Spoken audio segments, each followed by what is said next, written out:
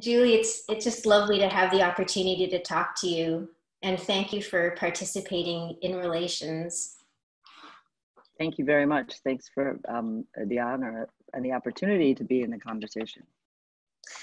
I was, sort of setting the context a lot for this exhibition and talking a lot about how I've spent my whole childhood and adolescence explaining my heritages to people, and experienced an evolution of identity where the closest thing I could come to as a sense of, sort of rootedness is in communities of diaspora.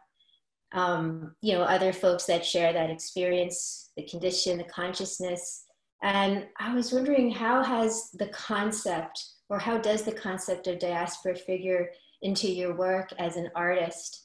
And I'm curious to know if it had any influence on your choice of working in painting and drawing. I mean, I think like for diaspora is kind of the condition that I grew up in, right? So like everything about my kind of life experience since we left Ethiopia was that, in a way. And also for my mother in Ethiopia, being an American there, she was also in this other, constantly kind of negotiating this other place and context. And in that, our family there weren't that many families of mixed heritage there. There was actually another cousin of mine who was half Swedish, but it wasn't that common in Addis Ababa. So from our earliest days, I feel like it's been part of what's informed me, this kind of being from elsewhere as well as being from there, and this kind of that sense of elsewhereness that very much informs like the condition of diaspora, whatever that is. And I think that one is always looking for a source of like a kind of placelessness, and so these two elsewhereness with placelessness kind of overlapping are part of, I think, how I'm constantly trying to negotiate, or was always trying to negotiate myself. And so inside of that, there's always this kind of invention of different form of placelessness inside of, like, whether that's the growth of the Ethiopian community in Michigan, the development of that, my parents being really engaged in the growth of that kind of Midwestern connection, and really establishing a network of that, being foundational to a certain idea of how you can invent that somewhere else at the same time that you're growing up. And I feel like being, immersed in Blackness and being immersed in this condition that is that in the United States is also like core to like that idea of diaspora, and kind of like, because that's so much a part of like just the negotiation of being in the United States. So I think that all of that is core to me choosing to work in painting and abstraction, and that that form of layeredness and trying to understand, or trying to have this kind of multidimensional kind of perspectives within the painting and within the complexities of what abstraction allows, that something is undefined in a way, that something's constantly being negotiated, redetermined, invented anew. The language becomes like a neologism constantly, like, and that marks play in that way, and space. And so this constant layering of space, time, forms of knowledge, questions of that type of interrogation in painting and drawing was like, and not that couldn't happen in another media, but for me, it was what was the chosen, in a sense, which is a medium that chose me. And that I always ended up like, it was the language that I could work most potently in. Do you have any memories of your experience of sort of leaving Ethiopia? And if so, do you have any images that are stored? Oh, for sure. I mean, I was 7 when we left, so I remember a lot. And I left with my mother and my younger brother and younger sister, and I remember very clearly the entire trip. I remember arriving in the States. I remember saying goodbye to my family. I remember everything, like from those days. It was very, very sharp in my head. Yeah. And have you been back? You've had the opportunity. Yeah. We since 19, I think it was 1993 or 4 that my parents first went back, and then I went back with them in 1999 with my siblings. We all went back for the first time together, and then since then I've been back several times, a good number of times. Yeah. I mean, it's exactly as you say. I mean, my experience with Diaspora as well, and a lot of and the works that are the propositions that are in the show is that collapsing of time. This is sort of this ability to live in the past, present, future simultaneously. You Right. know, as a kind of just a way of being, and it doesn't seem strange at all. And No. what's contemporary and what might be considered traditional or somewhat rooted in another space and time seems completely natural. You know, Yes. you can negotiate those terrains all at the same time, which is, yeah, very clearly what draws me, I think, to your work that way, is that you can see deep and across, you know, in all these different ways. You get this topological view, but then the scale of them allows you to kind of move through different possible narratives that are all coalescing, that are colliding. So it's somewhat simultaneously. Exactly. That simultaneity is the thing, really. It's that you can see all these different things at the same time. Yeah. Yeah. And it doesn't seem onerous, and you don't need to essentialize or pare anything down to just sort of one clean line. It's not like that, right? And and joyfully so, like thankfully so. Yeah. Well said. I agree. Over the last 20 years, you know, you've contributed such an incredible body of paintings and drawings and prints with a unique visual language that in many ways addresses pain and trauma, you know, reflects on the ruins and traces of historical events, and responds to the social and political climate of the world that we're living in. And, you know, I was sort of just kind of going off on a rumination on, you know, why, you know, a diaspora person like me would gravitate towards that work. And it's in a sense connected with Edward Said's sort of famous, you know, quote about being in exile allows you to develop a plurality of vision. So this ability, again, to see from multiple perspectives and to not settle on one narrative or discourse. So I'm wondering if this plurality of vision, I mean, you sort of already said it, that it's something that you're aware of and that informs your work. Does it feel like it was also, though, something that was in a way subconsciously issuing up, or were you always very conscious of making work from that place? I think that's a really good question. I think that for me, the creative process is both. There are these two elements that really work in tandem. One is the more intuitively driven work, and this intuitive sense, I think, is a sense you really. I say this a lot, but it's a sense you hone. It's a sense and I think of it as other senses like smell or taste or touch, and it's a sensual action, right? Like it's and I don't know if that comes from the gut or from memory, or how that's informed from the second brain in the gut. But it's I think in that sense is informed by a larger communal, almost place of connectivity, interconnection. And I don't mean that in a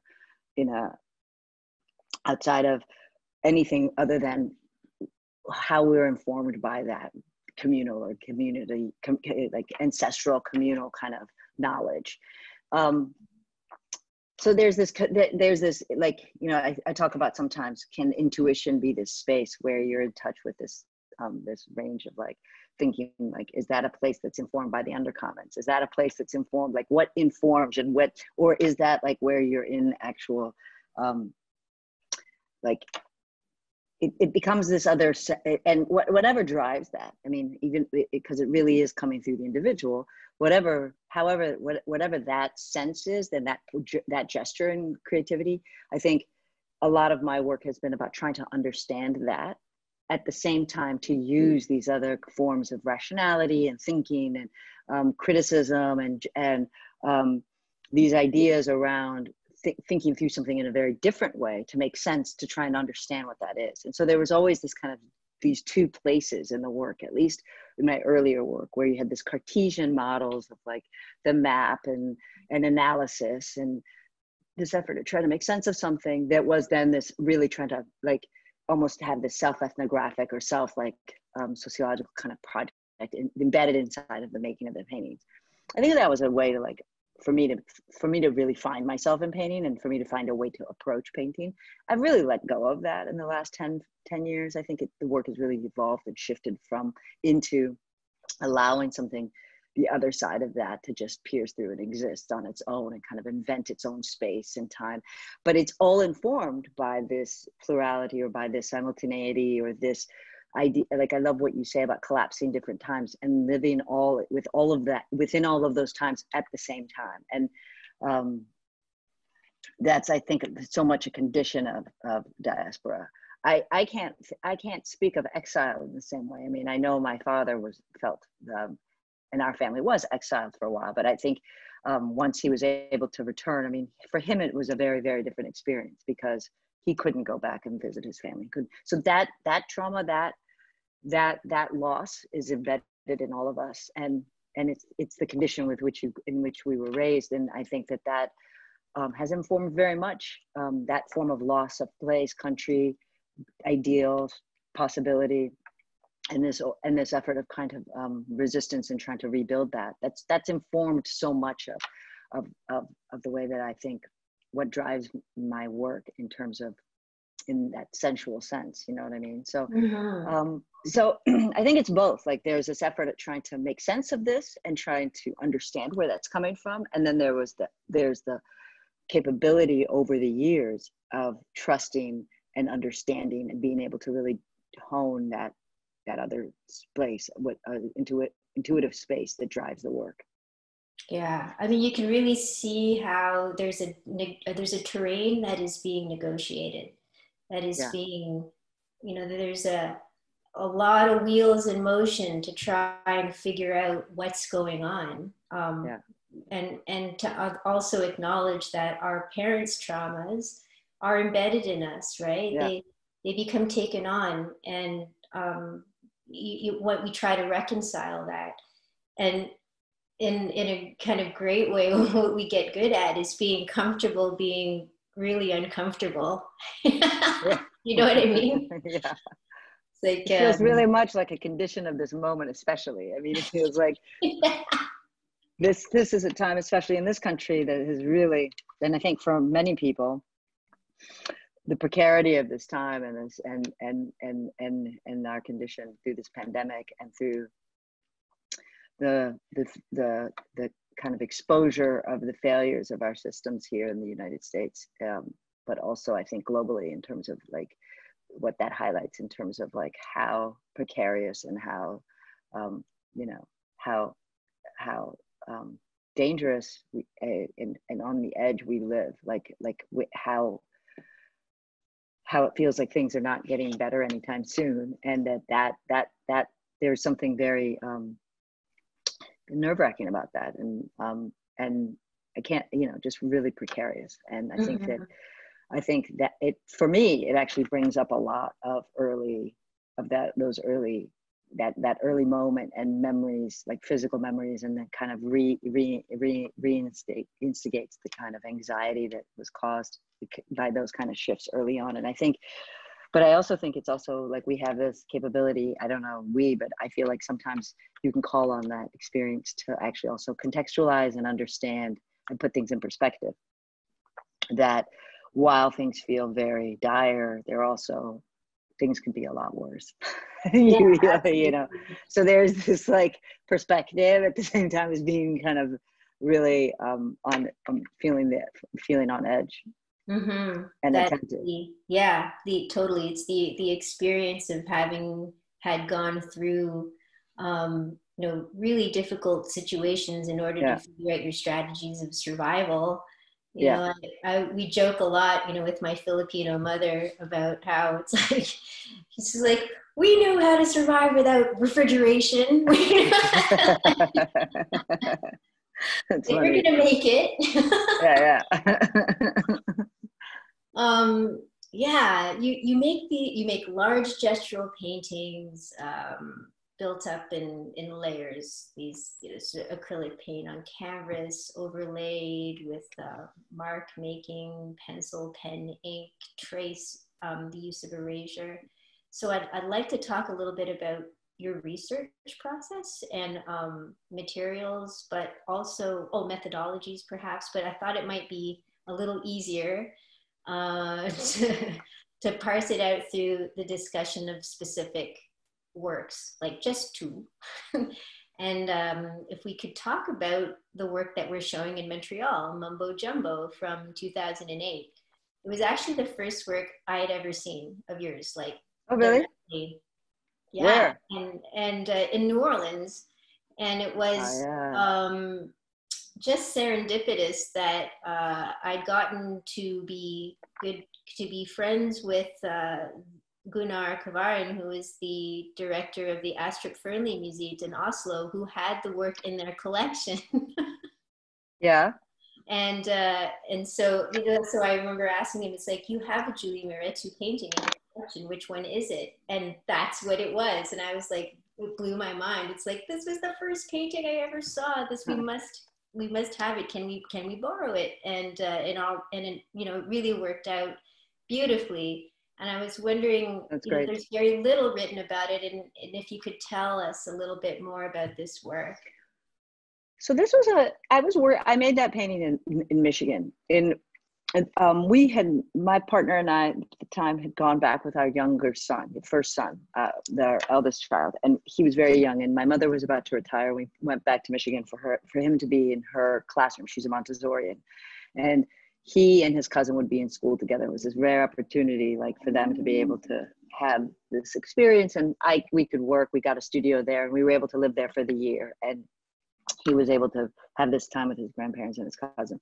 And I was working on the show for New Orleans at the time, and I was also had just, if I can remember correctly, had just finished my installation at the DIA. So I was really thinking about both. I was in Michigan, and I was thinking about this form of creolite, and like the history, like, so I was working with these different, but I was really in this place of trying to understand where I was with this new work, between like these architectural paintings, the gestural paintings I was working on at the time, and like how to play with color. But so there were these 5 different paintings happening at the same time. And I think if you remember the installation in New Orleans, there was one painting that was mostly white with black graphic. It had white on white, and then it had this, and that was like all these the history of project housing in the United States layered on top of one another. And on the other side of that spectrum, if you will, there were paintings then that had the architecture. There was Mumbo Jumbo, which was a black ground, and a fully black ground with the acrylic mixture, this acrylic kind of matte medium, almost translucent material I layer on top of it. So it feels almost like it's clear on black, but it mattes it a little bit. And then I would draw with black on top of that. So so the black almost feels like it's floating, but it's in this like thicker, viscous type of space, as opposed to the white space, which almost feels like it disappears. The drawing becomes like an armature. And so Mumbo Jumbo had this really different kind of history embedded in it because of the color. And I was interested in that, just interrogating that, invested in that as a space, this kind of deeper space. So thinking around like that form, and then what happens with color in that space, and how to play with ideas. And for me, I was coming out of these paintings that I had just done, where I was really thinking about color as having, I think of it very differently now, but at that time as becoming from like particular kinds of ideations around nationality, around coding, around what, you know, when you see red, black, and green together, what does that suggest as opposed to red, yellow, and green, you know, and how does this get used in other forms as well of commercial products and stuff like this? Like outside of nationalism, there's other forms of coding that happen with color. So I was playing with that in Mumbo Jumbo, and you have this kind of, but I was playing with the color almost as a way to kind of generate turning of space. So you felt like we were looking at this model that could be like spun around, and what side were you looking at it from? And then at the end of making this painting, because of its disorientation and this almost weird mirroring kind of inverted Rorschach dynamic that happens in it geometrically, I think what I did at the end, and what I remember being this really important gesture, was this kind of orange line that cuts through, at a diagonal through the painting. And that became this very intuitive gesture, but it almost became the axis tilted, but it also became, when you cancel a print, you kind of put this kind of, you put an X through it, or you can cross something out by doing this thing. So it plays these two roles of this confrontational abstraction kind of role, but it also has this other metaphorical kind of suggestion. And it also is the access that this almost like geometric space could spin around, if you will, you know, like the interior and exterior of this of what happens in the geometry and the colored shapes and how those interact with one another. It almost works as a mirror plane in that sense. So it, yeah. So, and then really, I think it comes out of, and the title comes from, you know, the great novel, and I think like playing with these ideas of negotiating and trying to make some sense out of something, but through this really complicated stew of like, you know, of a lot, and yeah, without giving too much definition to everything. And that's the best way. I like to speak a little opaquely about it, because I think that's part of it, is the opacity. It's denial to like exactly tell you what it is. Right. You know, I love reading that painting and getting people around and, you know, just sort of riffing on it. And the, you know, sort of the orange line, I read like a slash, which is the slash which allows us to experience ambivalence, you know. So if you're, right, you know, like instead of being Asian-American, there's been a movement to be Asian/American, which is to sort of infer a kind of sliding over. You can slide from one side to the other, but you can also announce your ambivalence, you know. Interesting. Yeah. As being someone who lives in between, you know, in the liminal space, that you question your I guess affiliation with the national identity, yeah, and also your tentative footing, you know, in regards to your country of origin, or countries of origin, and right, and you kind of dance in the middle, so you kind of slide between the one side and the other, and that's what I loved about that work within the context of New Orleans, because it's like that is, you know, sort of the great project that is that city, where nothing is settled, you know, it's all kind of dancing and making the mumbo jumbo, you know, this incredible swirl of energy. But the book, the relationship with the Ishmael Reed novel is really interesting as well, because it's considered like this syncretic kind of experimental kind of piece of literature, and the way that you bring together representational sources, you know, whether they're technical drawings or right, maps or illustrations, and now you know, or more recently media images that have been, right, you know, worked over and then, you know, abstracted and interpreted, is really similar to that kind of his approach too, you know, to literature. Like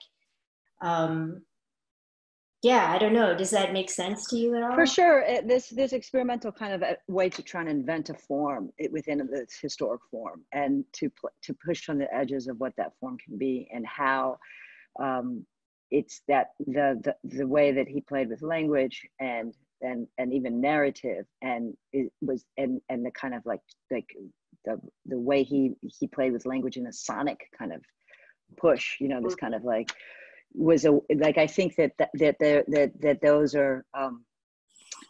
were I like you know, I title works usually way after I finish the paintings. Rarely do I have a title in the middle of it or early on. Sometimes I do, but most of the time it's through the experience of making the painting and then trying to like, what does that painting conjure for me, and how, what's another layer of like what resonates with that experience, but also then what, because I really think of these paintings as these time-based experiences, as and I think of painting that way in general. It's not a quick, you know, we're in this moment where you catch images really quickly, and I don't think of painting as this kind of or most of the time as an image that is I think probably a lot of photography doesn't work that way, although it's consumed very differently now as well.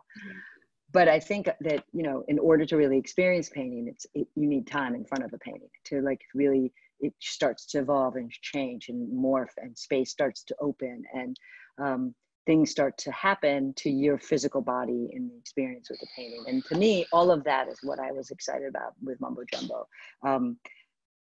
Not excited about, but what I felt resonated with the book. That's what I meant. Like so there was this kind of, to me, there was something about when I thought of that name and I thought of the book, I was like, oh yeah, like there's this kind of and it's like a way to kind of give yourself some it's like a special shout out to something that was informative, but then also like it's kind of like being made, this feels like it could only exist because something like that existed, if you will.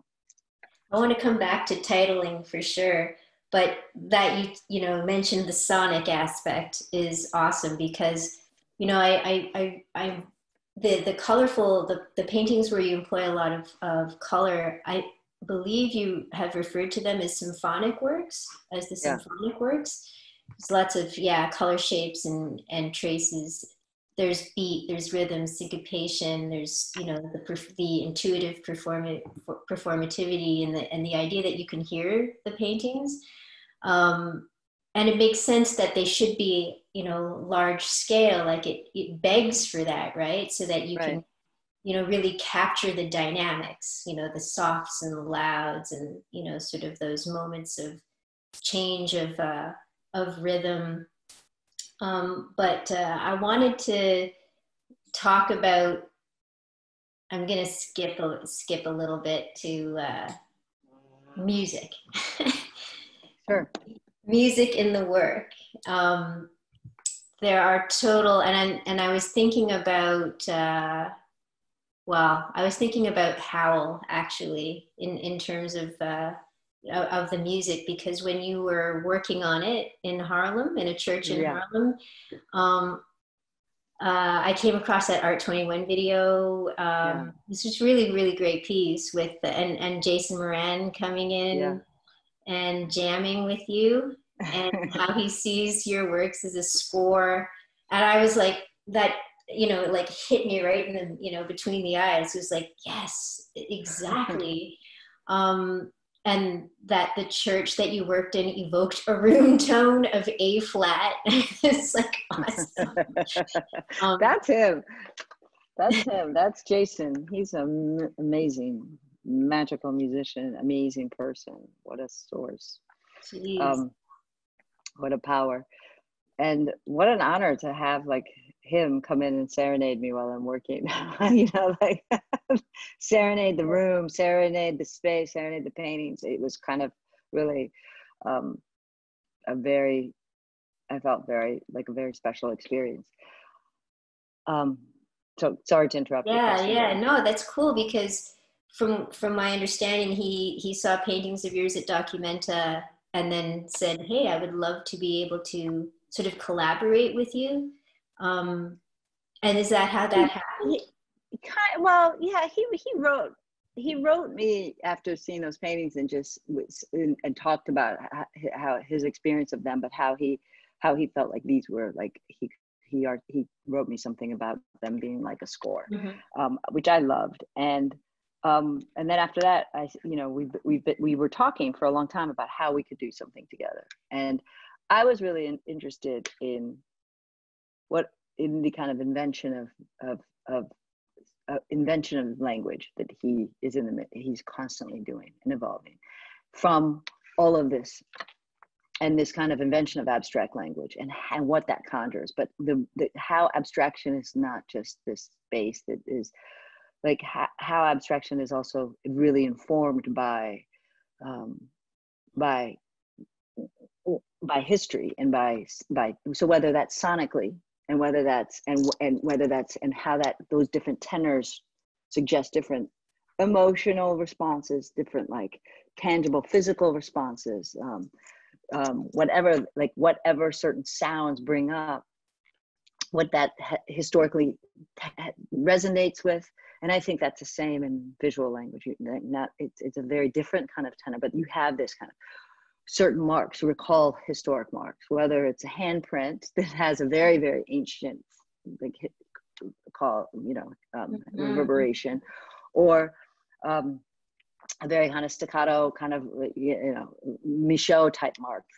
Every kind of any scribble has a certain like whether it's a childlike mark to different forms in artists in the history of abstraction that we understand, so there's always this, like nothing is just like, but at the same time it constantly can be invented anew. It can be like shifted. It can be the way that these marks get to put together and then digested through each of us, and then through that there's something else that can happen.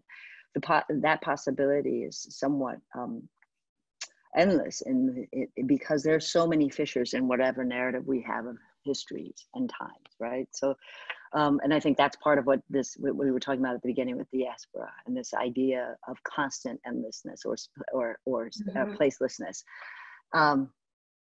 And for me, Jason and I had always, like, we'd been in conversation, like, could installation of paintings, could there be a moment where you're actually you're listening to this live sound, but you're actually immersed in the paintings.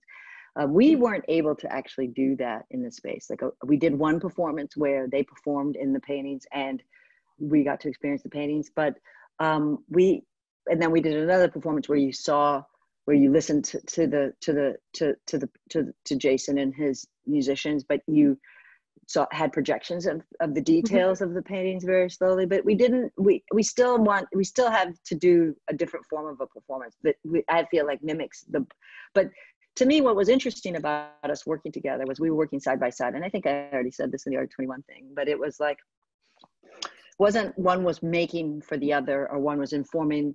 They were informing maybe one another, but there were really both of these practices of these two works being kind of invented alongside one another at a very particular time in this country, which was leading up to and then the election of Donald Trump. And that kind of real territorial shift that happened here. And that was another very precarious and kind of ground shifting moment. And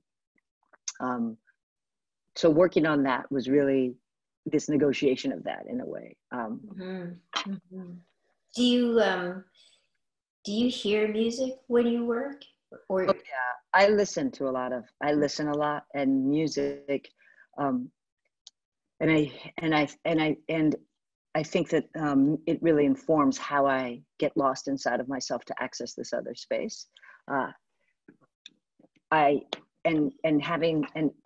It was really interesting how when working along somebody else, like listening to Jason while I was working, and when I could actually really get lost and not be, in order to really get lost in an intuitive sense of making, it's almost like a disembodied experience. And in order for that, like somehow it was the moments where it was really working, it was as if the hand was doing something and the sound was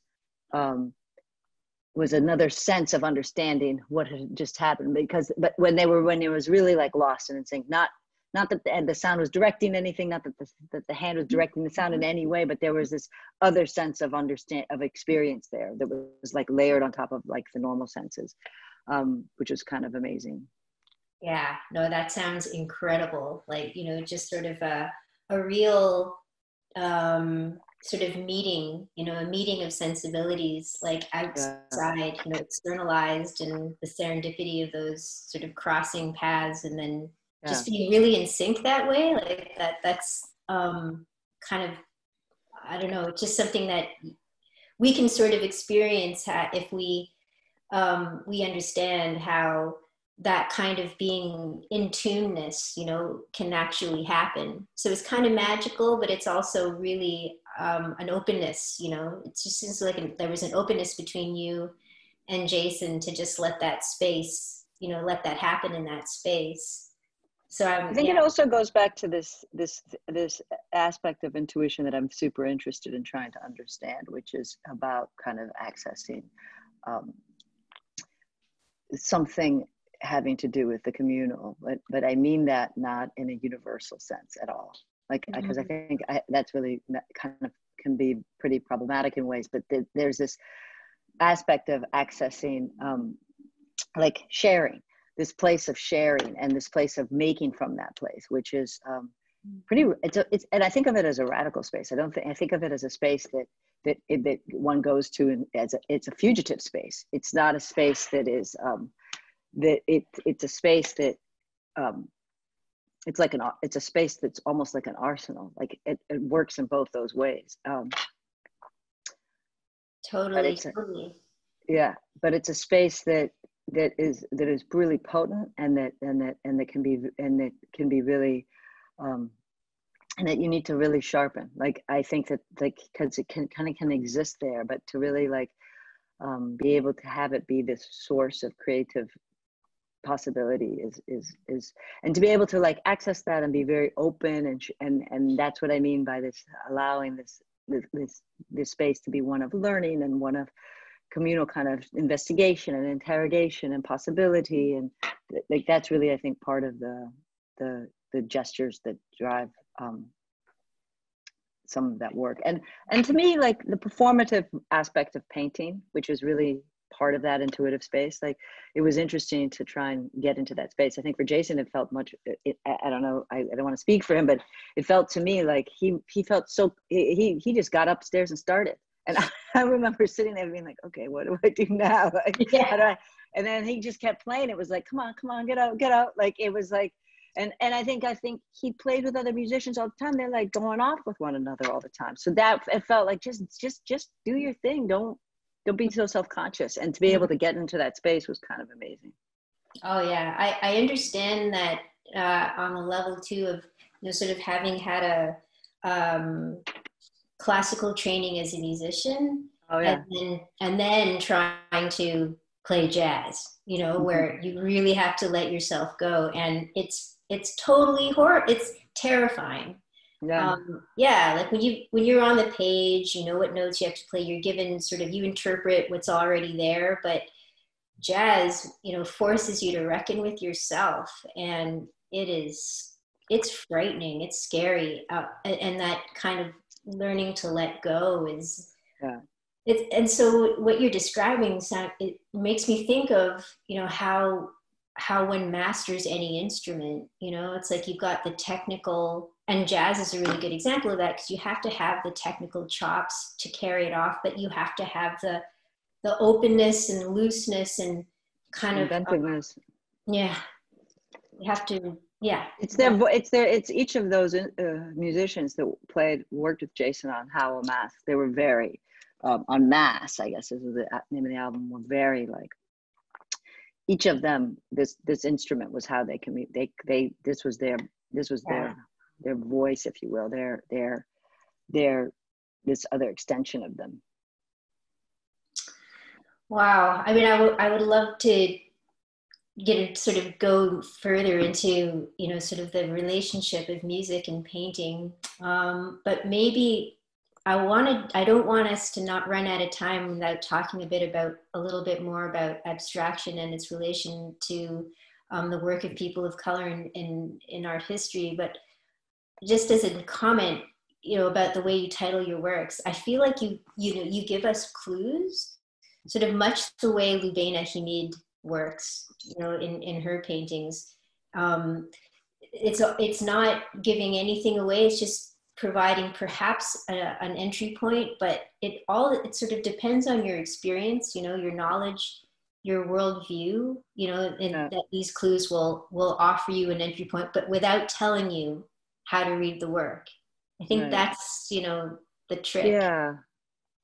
I don't think the titles, I think it's really like calling someone a name almost. You can't really get more than, it's a way to, they're naming the paintings. The title becomes the title, because they're called titles, they have a little more weight than name. But they are another layer of this information that's in the painting. Like they're like you say, a clue or a code or a point of entry. But I think a lot of times, like, I'll look at something before I go read the title, and then I'll read the title, and then I'll go back to look at it again and see what. And then, so a lot of times, if I don't even know what a title means, I look it up. Like, so, so for me, I don't mind that. But I like that idea that it's another layer, whether it's an opaque layer, but another layer of what could be in the paintings. And that's really how I approach titling them. I do feel like sometimes I give these clues, like whether they're in code or in initials, about if the titles are all being titled after songs. So I'll give the name of the artist in initials and then the album or whatever. But or if they're titled after places, I'll say that. Like if these are photographs from particular places or of particular events, that's usually suggested in the title. As a point of reference, really, but not in any way to be illustrative of anything. Yeah. Which brings us back to abstraction, of course. That and it's many subgenres. There's this desire to give form to what is unnameable, and I've heard you speak quite a bit about how abstraction is a sort of a place of freedom. And it made me think of this Aldous Huxley famous quote. He says, "After silence, that which comes nearest to expressing the inexpressible is music." And then I thought maybe in relation to, to your work, that after language, that which comes nearest to expressing the inexpressible is abstraction or abstract painting. I'm not sure, but there was something about that, how it resonates with your idea of visual neologisms, when language isn't enough, that it seemed to really resonate with that idea, and because sometimes language isn't enough, and it's great because then we have all these other forms, to express through. And or we invent new words to try and define what we need to, what we create new words, and we create new forms within existing forms, and we play with language, and we play with form. For me, abstraction, like there's a lot in the paintings that are representational elements and that or suggest representational elements, whether it's space, whether it's parts of bodies, whether it's marks that coalesce to look like something, whether it's an aerial view of the city to like a group of raised hands, whatever it is. It's I think that but what there's several elements to abstraction that I think are really important and really almost radical in their importance, which is what Glissant said, we clamor for the right to opacity for everyone. And in that, what's the depth of that is that so much of culture expects a translation, expects an explanation of who you are, especially in the context of like cultural production. And I think that so much of like who one is constantly being negotiated and is about kind of finding, in a really potent sense, a space of liberation, and what can power that, especially if the kind of cultural context that you're making in is filled with all form. It's filled with and riddled with various forms of oppression or various forms of kind of like, and I think that power or forms of power and kind of, to me, I just think that my work has always been about trying to and I've always been about trying to make sense of accessing that other space of possibility within these metaphors of like, whether you think of the architectural drawing as a metaphoric space of kind of representational space of power in a way, or if it's about within the abstraction, something, trying to invent something else that could be like some other gesture, like accessing that place of intuition that I speak of so much. So I think that this history of like radical invention, and I think, and I can't, being here, it's embedded in like the history of the Black radical tradition. Like this space of, despite all odds, despite all efforts of extinguishing, despite all efforts of like erasure, that the possibility of something else to invent, which is so quintessentially and essentially American, and so like specifically from this condition, is this radical kind of tradition of possibility. And in that, have been numerous artists who are searching to paint to access this other space, which is not about a description of anything, which is not about coming from a place of oppression. It's really about being able to invent something else and to exist in a different space, exist in a different way. And to me, that history is really potent. And it's kind of been this place that I've really, I have a lot of respect for the artists who've made this work before me. And I feel like it's the space that I've been able to like try and like invent for myself in a different way. And so it's not that I know that I could never as I was working, I couldn't work in any other form. Like I did at one point when I was a younger artist. I painted, portraits. I used to paint like all kinds of, I came from this other, we as young artists, you're searching for your form. And for me, this became the language that I could kind of push and evolve and invent and investigate and interrogate in. And so that's, for me, that's why abstraction is important. And I think there's a rich tradition of abstractionists in sound, in performance, in representational work, but I think that even in writing, in poetry, but I think it's also and it's also this this potent space in painting that has really in a way been denied access to, or not even access because it's there. We've been doing it for a long time, but in terms of the historic institutional kind of space of having space for critically and for institutionally kind of seeing that. It's not often that you see artists from different parts of the world and artists of color at all working in abstraction.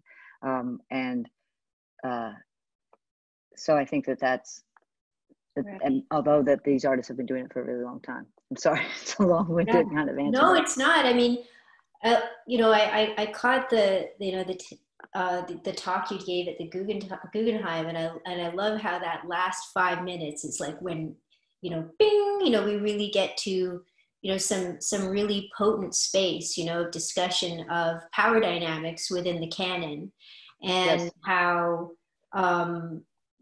we have access absolutely to these forms, and how and the study of modernism, and then we come to understand very clearly that especially in the U.S. Abstract expressionism was really kind of owned and like cornered by sort of very muscular, very male, white dudes. And then it's like becomes a space of subversion right? When people of color decide, you know, that they also, that they will make this space their own, if you know what I mean. I think that is I think, yeah, I think so. And I think, but I think like even those guys who were painting that way, those white men in a way, we had many amazing, there were many amazing women who were working at yes, that time and informing that and actually even helping make some of those inventions and were working alongside them. But and one thing that I realized is that that dominant, whatever you want to call it, that larger cultural container that that or the stage that was being kind of that work was being shown in, and that is all changing. Like the parameters and the kind of all of that is kind of evolving.